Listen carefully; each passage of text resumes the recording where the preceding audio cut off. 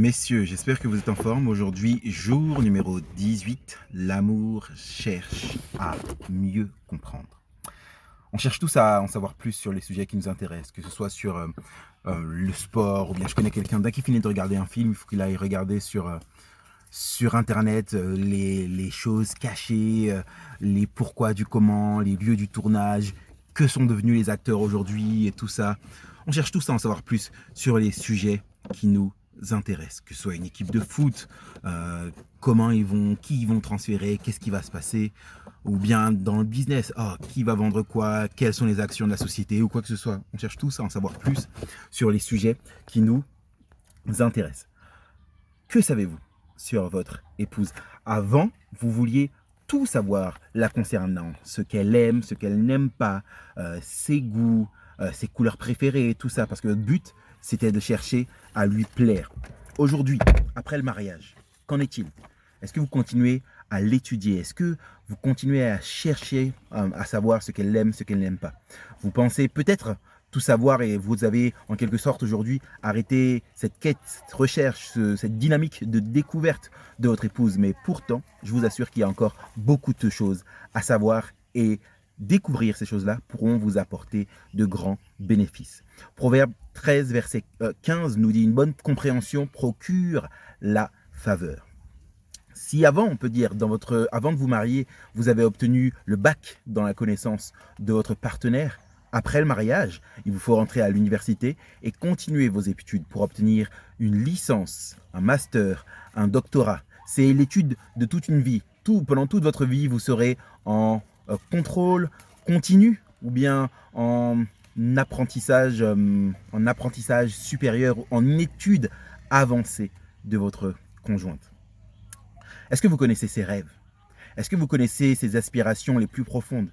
Est-ce que vous connaissez ses peurs? Est-ce que vous connaissez son langage d'amour?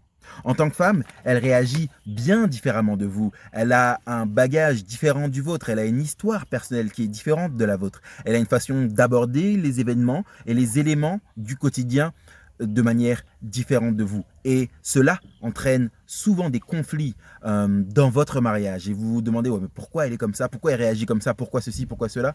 Si vous cherchez à l'étudier, si vous cherchez à la comprendre, si vous cherchez à saisir qu'est-ce qu'il fait qu'elle réagit de cette façon, vous allez voir que vous allez apaiser votre vécu et votre quotidien avec elle. Beaucoup de gens disent: ah, les femmes sont incompréhensibles, patati patata. C'est des choses qui sont fausses. Bien sûr, il y a des choses que vous ne pourrez pas saisir et qu'il faudra simplement accepter. Mais il y a une connaissance de base sur votre épouse que si vous possédez cette connaissance-là, vous allez voir que vous allez pacifier les relations entre vous et votre épouse, gagner, comme on disait hier, une plus grande proximité, une plus grande intimité entre vous et finalement avoir un mariage beaucoup plus agréable. Voilà pourquoi ça vaut le coup d'étudier. Proverbe 18, verset 15 nous dit: le cœur de l'homme intelligent acquiert la connaissance et l'oreille du sage la cherche également.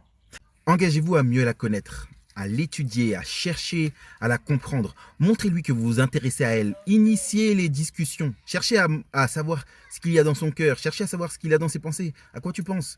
Qu'est-ce que tu penses de cette situation? Comment tu vois ça? Initiez la discussion. Montrez-lui que vous vous intéressez à elle et que pour vous, elle est importante. Le challenge d'aujourd'hui, c'est celui-ci. Préparez un repas spécial pour votre épouse. Profitez de cette occasion pour en apprendre plus et chercher à mieux la connaître.